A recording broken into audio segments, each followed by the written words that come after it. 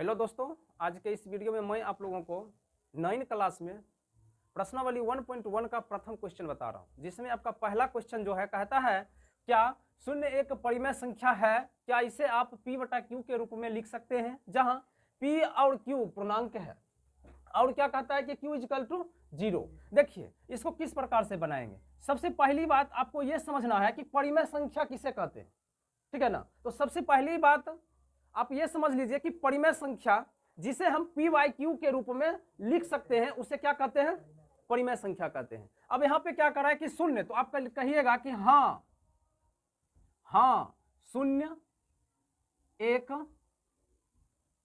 परिमेय संख्या है। अब क्यों है, क्योंकि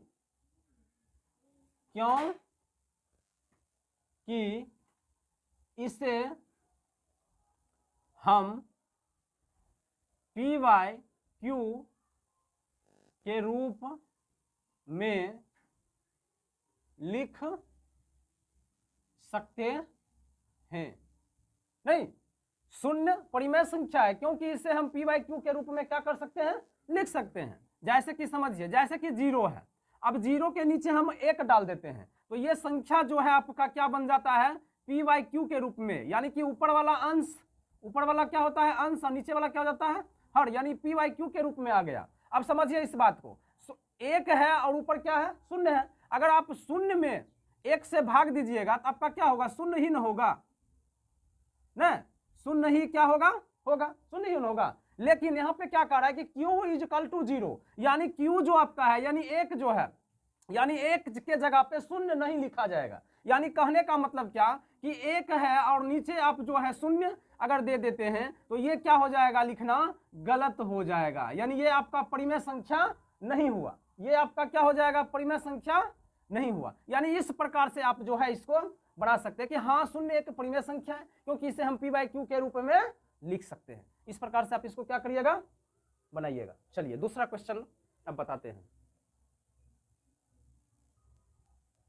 देखिए अब यहां पे आपका दूसरा क्वेश्चन है, कहता है कि 3 और 4 के बीच 6 परिमेय संख्या ज्ञात करें। तो देखिए अगर आपको 6 संख्या ज्ञात करने के लिए कहे या 5 संख्या ज्ञात करने के लिए कहे या 7 संख्या ज्ञात करने के लिए कहे, तो जितना संख्या ज्ञात करने कहेगा ना उसमें एक हमेशा क्या करना है, जोड़ देना है। यहाँ पे आपको 6 संख्या कह रहा है ज्ञात करने के लिए, तो इसमें आप 1 जोड़ दीजिए, 7 हो गया। अब देखिए क्या करना है, होलो हल। अब 3 और 4 के बीच कह रहा है, यानी कि 3 और 4, 3 और क्या कर रहा है 4, तो 3 और 4 में क्या करना है, ऊपर नीचे 7 से क्या करना है, गुना करना है। यानी कि अंश में भी गुना करना है और हर में भी गुना करना है। समझने के लिए आप देखिए इसके नीचे 1 मैं दे देता हूं, समझने के लिए आपके इसके नीचे आपको क्या देते हैं 1। जैसे कि देखिए 3/1 है तो यानी 3 गुना आप क्या लिख सकते हैं 7/7, यानी कि अंश में भी 7 से गुना और हर में भी 7 से गुना। उसी प्रकार से 4 है तो 4 गुना 7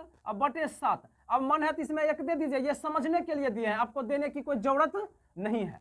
बात समझ में आ गई, बात समझ में आ गई है ना। चलिए यानी कि 7 तिया कितना हो गया 21 बटे क्या हो गया 7, और 7 चौक 28, 28 बटे नीचे में कोई संख्या नहीं है, बताया ना अभी 1, तो 7 हो गया, यानी 7 गुना 1 तो 7। चलिए अब देखिए 21/7 और 28/7, यानी यहाँ पे आपका क्या निकला 21/7 और 28/7। अब इसके बीच में जो संख्या आपका है उसको क्या करना है, लिखना है, वही आपका क्या हो जाएगा, परिमेय संख्या हो जाएगा। देखिए अब 21 के बाद क्या होगा 22, 22/7, 23/7, 24/7 और 25/7, 26/7 और क्या हो जाएगा 27/7। यही आपका क्या हो जाएगा आंसर। यानी आपको क्या कह रहा है यहाँ पे कि 6 परिमेय संख्या, ये नहीं कह रहा है। तो देखिए आपका 1 2 3 4 5 6 परिमेय संख्या निकला या नहीं निकला,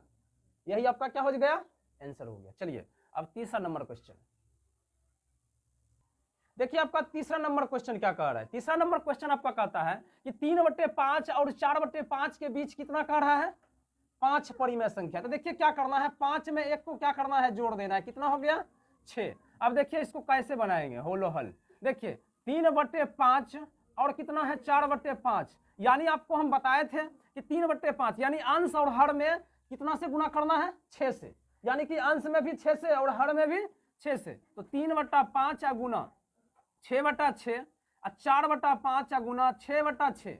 अब देखिए क्या करना है, 6 तिया कितना हो गया 18 और 6 पचे कितना हो गया 30, उसी प्रकार से 6 चौक कितना हो गया 24 और 6 पचे कितना हो गया 30। अब देखिए क्या करना है 18/30 और 24/30 है, 18/18 क्या है 30 और 24 क्या है 30, इसके बीच की संख्या को लिखना है। देखिए 18 के बाद क्या होगा 19/30, 20/30, 21/30 और क्या हो जाएगा 22/30, अब क्या हो जाएगा 23/30। यहाँ पे आपको कितना पूछा जा रहा था 5, तो देखिए 1 2 3 4 5, 5 परिमेय संख्या निकला या नहीं निकला, निकल गया, तो यही आपका क्या हो गया आंसर हो गया। आप इस प्रकार से इसको जो है बना सकते हैं एग्जाम में, ठीक है। चलिए नेक्स्ट क्वेश्चन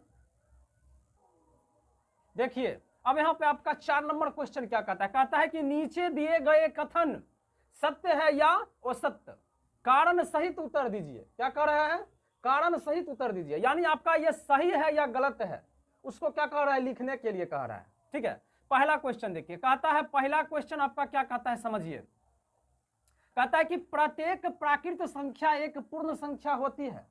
क्या कह रहा है कि प्रत्येक प्राकृत संख्या क्या एक पूर्ण संख्या होती है, कहोगे हाँ, यानी इसका आंसर आपका क्या हो जाएगा सत्य हो जाएगा। अब प्रश्न उठा सत्य क्यों हो गया, क्योंकि समझिए क्योंकि प्राकृत संख्या किसको कहते हैं गिनती से शुरू होने वाली संख्या, यानी आप समझिए यहाँ पे अब मान लीजिए गिनती से शुरू संख्या 1 करते हैं 2 3 4 5 यानी अनंत तक, अगर इसके पीछे आप यानी कि यहाँ पे जो है शुरू में आप शून्य लगा देते हैं तो ये क्या बन जाता है पूर्ण संख्या बन जाता है, ये क्या बन जाता है पूर्ण संख्या।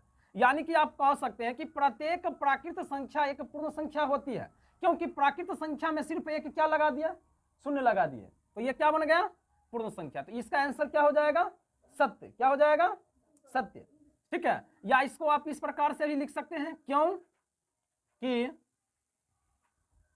पूर्ण संख्या, समझ में आ गया ये चीज, समझ में आ गया ना, समझ में आ गया है ना।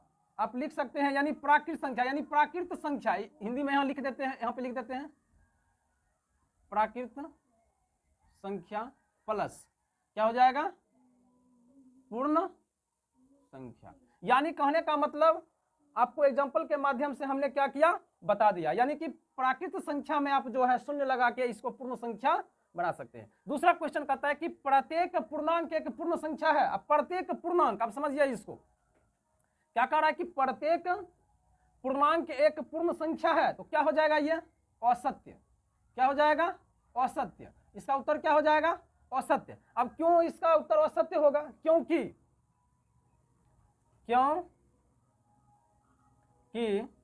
पूर्णांक, क्योंकि पूर्णांक बराबर पूर्ण संख्या, पूर्णांक बराबर पूर्ण संख्या और प्लस यानी क्या होगा ऋणात्मक, ठीक है। यानी कि पूर्णांक संख्या जो होता है और पूर्ण संख्या जो होता है ऋणात्मक भी होता है, यानी पूर्णांक में पूर्ण संख्या भी आ जाता है और ऋणात्मक भी आ जाता है, ठीक है। इसीलिए यह क्या हो गया असत्य हो गया। तीसरा देखिए कहता है प्रत्येक परिमेय संख्या एक पूर्ण संख्या होती है, यह भी क्या हो जाएगा असत्य, क्या हो जाएगा असत्य। क्यों असत्य होगा, क्योंकि परिमेय संख्या, क्योंकि परिमेय संख्या बराबर, क्योंकि परिमेय संख्या बराबर पूर्ण संख्या प्लस ऋणात्मक संख्या,